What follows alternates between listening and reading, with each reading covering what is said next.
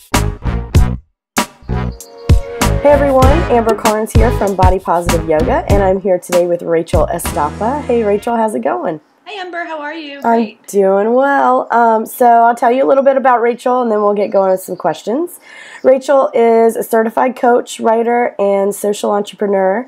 She focuses on creating community for plus-size women to explore health and wellness. And through this work, she educates plus-size women on how to redefine what positive body image and health can be, enabling them to lead happier, healthier, more empowered lives. Well, who doesn't need that? So I know. Awesome. A lot of people.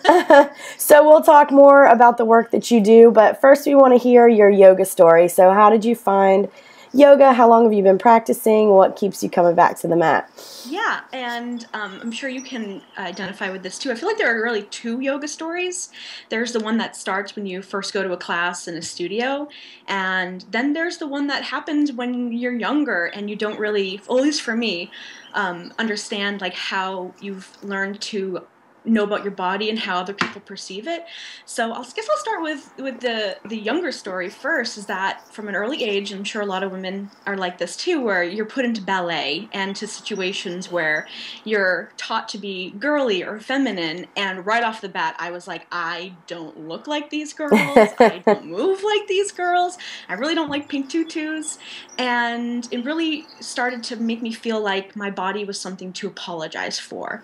But it wasn't until my teacher said, Rachel, you don't have any grace. Maybe you would like acrobatics. And I was like 7 years old at the time. Dang! I know, right? And I remember it so vividly. And so hurt, but I also started moving into acrobatics. And so for those that don't know what acrobatics is, it's not gymnastics, but it's more like the tumbles and the powerfulness of your body. And I was like, whoa, I feel so great when I'm moving and bending and doing cartwheels and back bends and headstands and handstands. Like my body felt more conditioned for that, but I still had a lot of shame and guilt that I wasn't the right body for the pretty things. So fast forward to maybe my early 20s, and I always heard about yoga, and from a life of weight loss and dieting, I knew that a lot of people did yoga, but I saw no one looking like me doing yoga. Right. So it's actually one of my like funny stories. So the first time I did yoga was horrible, and I think a lot of other women that enter into it too, they have that really poor experience at the front end. So I went to this yoga studio around the corner from where I just moved to outside of Boston, and I was all, gung-ho. I think I bought like my first mat, and it was not great. And it was a hot yoga class, thinking like, okay, maybe it's a little warm, like, I don't know. I had never done any yoga before in my life. So I get there, and it's, women that don't look like me, which is, I was self-conscious, but I was like, I'm doing this sounds great, it should be great for my body, I like to stretch and move. About 15 to 20 minutes in, during this like Sarah McLachlan song, I just all of a sudden get so lightheaded from the heat, from the exhaustion, feeling like I had to compete with people in the class, and I was like going to pass out. So I run out of the studio, and mind you, I'm in Boston, and it's like the middle of January. Like, oh no! It is like, honestly, like 2 or 3 degrees, and I'm just in this like thin little tank top, and I run out into this super, super busy street, and people are all walking around, and I'm panting, and someone says, you don't look like you belong in that class. Oh my God, people are so stupid. And I was like, I went back in, and I just sort of chilled there for half an hour. I think that's when like my stubbornness sort of kicks in, where I'm like, I'm just gonna sit here because I'm here for a reason, and I've always believed that. Like, I may not understand it, but I'm here for a reason. And I stuck with it. I continued to go to classes. Not that studio. I figured hot yoga, not for me. I'm I'm not, great in the heat. But the more that I went to classes that felt welcoming to me and teachers, I just stuck with it. And I really, and I wonder what made me think about that, what made me stay with the practice. And I think it was because back then I felt really like shameful and guilty about my body. But when some teachers and other people were talking about my body and how I was experiencing it, it was like the first time that I started to feel graceful in my body. And that really hit home for me. So yoga and then how I've developed my own body acceptance, they're like so intertwined that one doesn't occur without the other. So that's the the poor beginnings of what now is probably one of the most enjoyable parts of my life. That's awesome. I was getting ready for you to say that you passed out when you went from hot to cold, because it's like that big change in body temperature. That's like what I guess if you go to a Bikram class, I've never been, but I've been to hot yoga, but not that specifically. Like they don't let you leave the room, and because they don't. Get out of my They don't want your body temperature to drop too quick. Anyway, well, that's a funny story, but like I'm sure it wasn't funny at the time. No, it was embarrassing. I mean, I think that's a lot of women that are larger that go into yoga. I think that there's almost this intrinsic level of at the front doors. You're like, do I belong here? Like, Yeah. am I allowed to be here? And the work that you do and the showings that I'm doing with my yoga practice. There's so many of us that just have to be okay with that discomfort at first. Yeah. And a lot of it is just our own ideas about what we're allowed to do with the body that we have. Well, and it's not like we came up with those ideas, right? Like if images, are not shown to us of people in bodies that look like ours doing yoga, especially in yoga marketing and the images that the studios are putting forth or that, yoga magazines or whatever, then yeah, it can set up an expectation that we don't belong in those spaces. And I think it's true that like the more of us that can be a little bit brave and show up and be visible in those spaces as fat women and fat people of all genders, I think it makes it like a little easier for every fatty that comes after us, Yeah. And I really think visibility is important. So I mean, that's why like a lot of people throw shade at the whole yoga selfie thing, but for me, and I know for a lot of other people in larger bodies, it's been the Instagram, phenomenon and everything has been awesome because we finally get to see people in bodies like ours doing these same, poses or exercises that we do, which can be really powerful, I think, for a lot of folks. So. It is, and I think I get asked a lot. Why is this movement, body acceptance, but also maybe plus size yoga? Let's call it that just for the sake. Why is it growing so quickly? And I think that what you just said is, the individual being able to participate in the community is humongous. Mm-hmm. And my work with More to Love is sort of two things where I'm educating and teaching women on principles around body acceptance and applying it to their lives, but also encourage that like you're allowed to show your process. You're allowed to show and snap a photograph or share a thought no matter where you are in your life. And that's really how I approach confidence building. This sort of, you don't wait for the day when you have it because that day never comes. It's taking pressure off of having to be somewhere with loving yourself and building confidence and then come out into the world and say, here I am. It's like, show the vulnerability. Show yourself in awkward situations. Show like your little triumphs and your little victories and your community around you. Like, it's like so amazing that the scariest things that you think are horrible to post with the world end up being what people cheer and rally you around. And that's really what I get excited about. It's like helping people see that no matter where you are in your life, no matter what your story is, like you can share yourself and people will resonate with what you just shared. For sure. So tell us, you mentioned More to Love. Tell us about that class. What is it? Who's it for? How can folks get involved?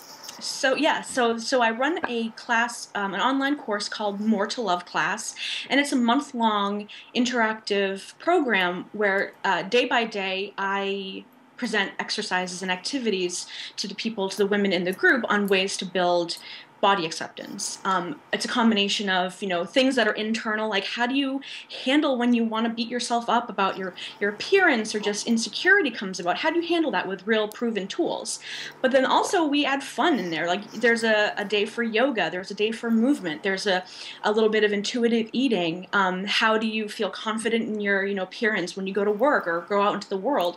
So it's very holistic, but it's day by day inviting and prompting women to be creative about how they're going to own their own body acceptance. But the other layer of it too is that everything happens collaboratively. So within a very safe and private online portal, everyone within the class becomes both, the sharee and the supporter and encourager of everybody else. So it's really this like amazing, soul happy community that just forms organically based around women that have similar experiences, but all bring a different, flavor or sharing or insight that on your own, when you do it by yourself, you don't have the ability to have that, perspective. So it starts, I probably should have said that way earlier. It starts April 9th, which is Thursday, April 9th, with a big kickoff video call, which is the first time I'm going to be doing a video call with it, just so everyone can see each other and get familiar with each other and be present as a community while I kick off the group. That's awesome. And I will link to your site where folks can find more about that and join in the post that accompanies this video. So during the More to Love class, I know you, I think I read on your site that it's all grounded in like health at every size principles. So can you talk a little bit about that and maybe like why you landed on health at every size for a personal approach to your wellness? Yeah. Yeah. So for me, from a very early age, like I said with my other story, I felt like I had to change my body. That no matter how much I exercised, and I was a really active kid. I played soccer and sports all through high school and, elementary. I mean, I was just constantly on the go. And I have polycystic ovarian syndrome, which at the time, no one knew what that was. So, I've had it since I was like a young kid, but then obviously when you get your period is really when it starts to ramp up. So I followed Weight Watchers programs. That was probably my, diet of choice, even though it's not a diet, it's a plan. And I had success on it. I mean, I'm not going to lie. When you follow those things that things do change in your body. Diets work in the short term for sure. And there's a cost to it. I mean, so I was exhausted from constantly being hyper aware of everything that I ate, everything that I did with my body, everything I didn't do that made me feel guilty about it. And I just reached a breaking point where I was like, I lost 50, 60 pounds, and I still wasn't there. I still wasn't thin enough. And I was like, something's gotta give. Like, this doesn't make me feel good. All the benefits that I was told about weight loss, they haven't arrived. And the collateral damage on myself was really too great. So I came to Health at Every Size not because I saw it and I thought, let me try that. Like, I came to it basically saying, like, I'm giving up on this approach to my body, my lifestyle of like always having to fix it. And I was kind of relieved, but then terrified because I didn't know what to do. And that's really where More to Love started, because I was like, you know what? What happens if I take responsibility for myself? What happens if I do little things every single day that make me feel good? And through the course of a year, I really spent a year actively, purposefully trying to instill confidence and be more courageous and be bolder and connect with people and connect with my body in ways that made me feel so much better. And my health improved. I went to the gym way more than I went even when I was actively trying to lose weight. And I learned that there was this thing called Health at Every Size. And so I came to it a little later on from my own, journey to it. And I thought, this is wonderful. There's this community and this perspective that forget about the number. Like, let's just, let the number pass away for a minute. What are the things that you're doing with your mind, your body, your heart, your spirit, your emotional well-being, and your physical well-being that are making you feel whole and are balancing and honoring parts of you that make you feel good and make you feel like you're an active person in your life? I could really, I got that, right away. So I read, Linda Bacon's book and connected with some folks in the community and on Health at Every Size. So when it came to creating More to Love, I knew that I wanted to instill this sense that, you have resources and tools already innately within you that make you feel loved, make you feel like you're connected to your body, make you feel like you don't have to be embarrassed, make you feel like you're sane around food and movement. That's really what I've applied with the More to Love class, the how-to of body acceptance. I love that, and I like how you kind of speak about Health at Every Size from a perspective of that it gives us back some of our own agency around health and wellness, because I think for those of us that have been wrapped up in diet culture, where the direction comes from the outside, right? You have a list of foods, or you have certain foods that you can eat, or a certain amount of calories. You're relying on some expert out there who supposedly knows more about your body than you, which they don't, by the way. No one knows what to tell anyone to eat. There's no one universal diet that works for everybody.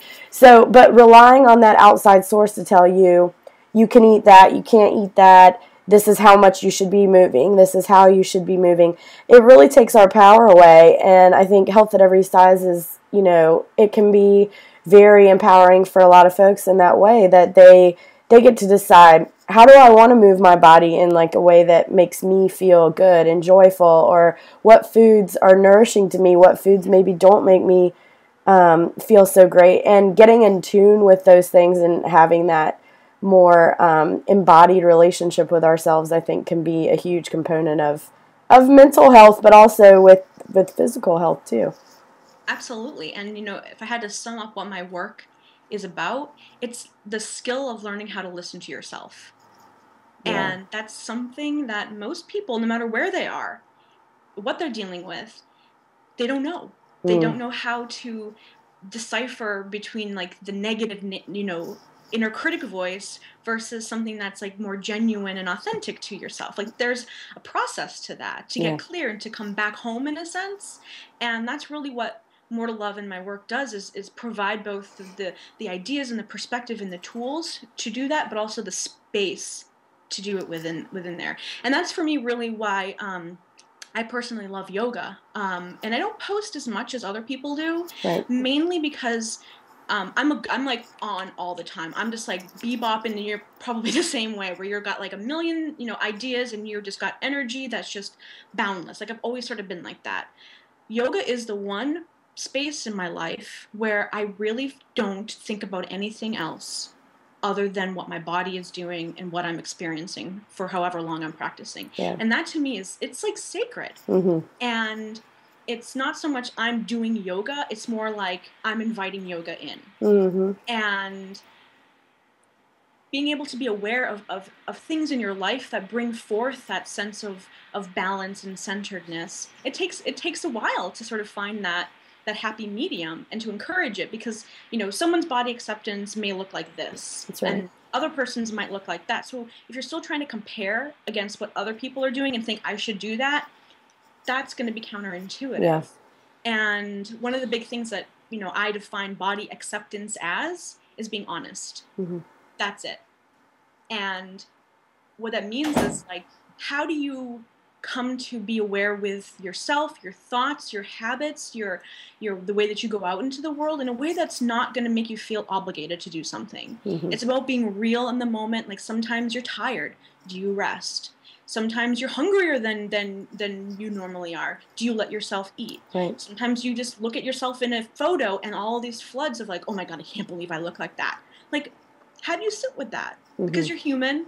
There's none, and you're the same way. Like all of us in this movement, our stuff isn't like gone. It's not like you do body acceptance and then one day you never have another negative thought at all. Yeah. You just learn how to handle it. Like I always love to say this. I was like, Oprah and the Dalai Lama have shitty days. Yeah. They've got them. They might have a little bit more resources inside, but maybe not. Like it's not this black or white, either or, which diet culture completely supports, this like right or wrong, this dichotomy that makes you feel like you're either in or you're out. Mm-hmm. So More to Love, body acceptance, Health at Every Size is like, forget about the right or wrong, just come back to what's right here, because it doesn't steer you wrong. And that's been my experience. It doesn't steer you wrong. Yeah, definitely. So what's maybe a tip that you would have for somebody that wants to start a yoga or a movement practice, but they're not sure where to start, or maybe they've had negative experiences in the past with fitness and exercise and whatever? That's great. And what I like to tell people when they approach health and fitness is think of it as a spectrum, both in the big sense and on the individual side. So the only individual spectrum of health and fitness you really need to be concerned with is your own. What you could do as a kid probably isn't what you can do now because you've changed and evolved. So if you approach it in like this sort of band of what's available to you right here, right now, you're going to take a lot of pressure off yourself to, run the 5K tomorrow, but then hurt your leg in the meantime. So one of the things that I've dealt with for a very long time is I wouldn't say chronic, but very persistent lower back and hip pain. Like Mm-hmm. even as a kid, I was very sore and achy and would push myself way too hard, thinking like, oh, I have to run for soccer tryouts. I really should be running, 3 to 5 miles a day, and it would end up with a really bad injury and pain. So one of the things that was hard for me when I adopted health at every size, especially for the fitness approach, was like letting go of the idea of what it had to look like. That's right. And it's even today, I won't lie, it's still really challenging because if I do a certain thing that I push myself too much, my body quickly says that's not where we're at. So yoga has probably been one of the best tools for me personally to sort of understand that your body isn't a negotiation in some ways, but it always wins at the end of the day, and that it's really not worth pushing it and making it do things that it's just not ready for or wants to do or even necessarily needs to do. It's just like you got to get on the same team with it and let everyone else do their own thing and be comfortable that you got yours and they've got theirs. Yeah, that's great advice. So tell us what you have coming up that you're excited about or that other folks can participate with. Yeah. So the biggest piece is that in June, I'm going to be going to the Kripalu Yoga Center out in the western part of Western Massachusetts to become a trained and certified yoga instructor. Yay! Yeah, I this happened back in October, and this is kind of the type of person that I am, where I have an idea and I let it sit for a while, sort of see like, does it calling to me? Is it something that I feel like I want to do in my life? And all signals were like pointing towards, you are embracing yoga. Mortal Love is growing. There's a huge need for larger bodies to be representative of the practice. And for me personally, I always loved going to Kripalu, and it's one of the oldest and most well regarded yoga centers in the United States, maybe even the world. And it just sort of had this convergence of now is the time. So I'm going to be living there for a month, which is really scary and awesome. But the minute I knew that it also was a great thing because I told my husband about it, and I was like, and it's a month long. And he's like, Rachel, you've got to do it. Like, you've got to go. And I told I where I work, and I was like, this is a month long. Then you've got to do it. So and when I applied to the program, I literally put, I'm fat. You guys don't have enough fat people, and that's a shame. I'm going to be the one to change that. I love it. That's great. So yeah. So formal announcement will be coming in a couple weeks from More to Love, on ways so people can sort of be part of this, because the vision for me is blending the resources and tools and coaching perspective that I've brought to More to Love with the resources and experience of yoga for larger women. So I want to be able to create some virtual, but mainly in-person opportunities, especially in the Boston area, obviously because that's where I'm from, that do two things: both bring people into the yoga experience, but also support them space-wise and idea-wise so that they can apply yoga and wellness for their own bodies and feel like they're allowed to participate in something that is changing, but still is predominantly, white, thin, traditionally attractive women doing poses that even yoga people that have been, experts forever, like, I don't do that. Right. So. Awesome. Well, congrats. That's really exciting, and we look forward to having you join our ranks. We definitely. Yeah. I love every time I hear from or see somebody that's doing this kind of work. It's very exciting to me. So I'm excited for you, and Thank you. that's awesome. So we'll wrap things up with one last question. What's one piece of body positive advice that you'd give to anybody who's watching the video? You're allowed to have fun with it. And I say that because I know how sincerely deep and painful it can feel like when you don't love your body. That it's very serious, and there's a lot of like tender points. Mm-hmm. But I have found that in my own life that this sort of lightness, like I really try to make More to Love feel upbeat and positive and like encouraging, because I believe that rise the tide, everyone else rises with Right. it.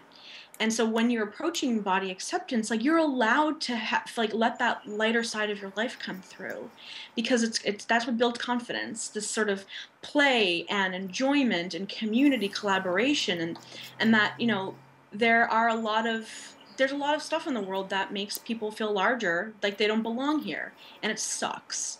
And so I really want to have More to Love be a space where you feel upbeat, where you feel alive, and that you can share your joys just as much as your pains, but you always come back to like the excitement of choosing to love your body. So that's sort of what I think, you know, have fun with it. Like, you're allowed to have fun. You know, not fun. You're allowed to have fun now. Awesome. Well, thank you so much for all your words of wisdom and for taking the time to talk with us today. Thank you. Everybody can find out more about Rachel in the post that accompanies this video at bodypositiveyoga.com, and we'll put a link to that right below. And we'll see you online, Rachel. Thanks a lot. Thank you, everyone. Bye.